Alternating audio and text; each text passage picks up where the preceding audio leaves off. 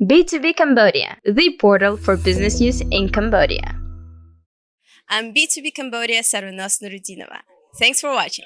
Joining us today on our platform, we have Mr. Christopher McCarthy and Mrs. Nancy Jaffe, the CEOs and co-founders of MangoTango. Thank you very much for being with us.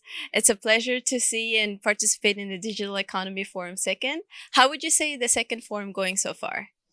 We're really happy with how yesterday went. Ryan from the Philippines, I think, had a lot of comments that were very interesting to a lot of the other chambers of examples of best practices, of a very inclusive program that they have. But I think the biggest thing that popped out actually was from Brad's comments about DIFA. Very quite suddenly, the Association of Southeast Asian Nations, ASEAN, has elevated the need to pass the Digital Economy Framework Act, and wants it done this year and next year and passed by 2025. And so that actually became a big topic. So as you know, one of the focal points of this conference is to bring business chambers together and get the private sector focused on what are the issues around a digital economy, what are the policies and legislation and regulations being put into place, and just to make sure that the private sector has a voice in that.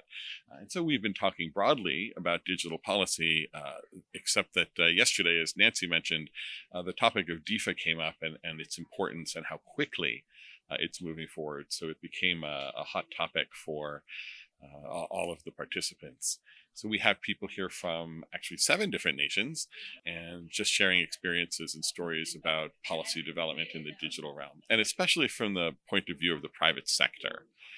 Certainly plenty of folks in civil society and the academic world and government world are studying this as well.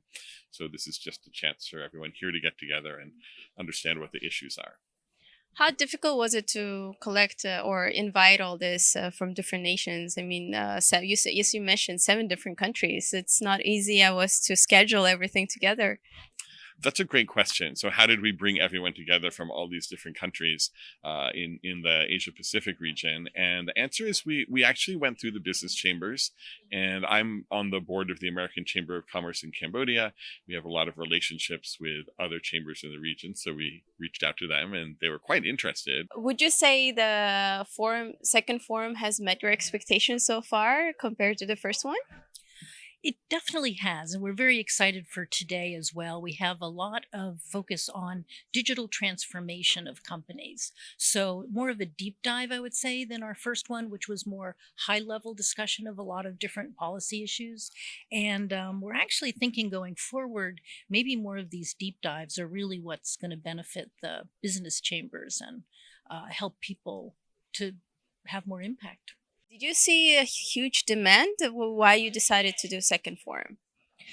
The plan was all along when we proposed this program to USAID and DAI and DA, we had suggested a 10-month program that included 2 in-person events as well as a series of webinars. So we've been moving forward. The idea was the first event, everybody would get to know each other, get to understand the goals and objectives of the program. And for the second one, we would have a more intimate and more of a deep dive, I would say. As you mentioned, you talked to USAID and suggested the program.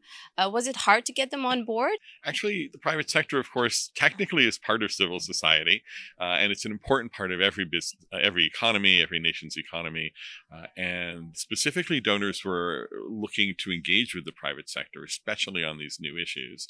I will just add to that, they don't do a lot. USA does not engage with the private sector very often. So this was felt like a new kind of program, and they were excited about it, but they also were concerned, would the private sector really be interested in engaging on these issues? So I think they've been really happy with the results of seeing a very dedicated group of people who really want to take advantage of this opportunity. You've been with B2B Cambodia. I'm Sarunas Nurudinova, and thank you for watching. Join us next time as we continue to bring you more news, updates, and developments from the business community in the Kingdom of Cambodia.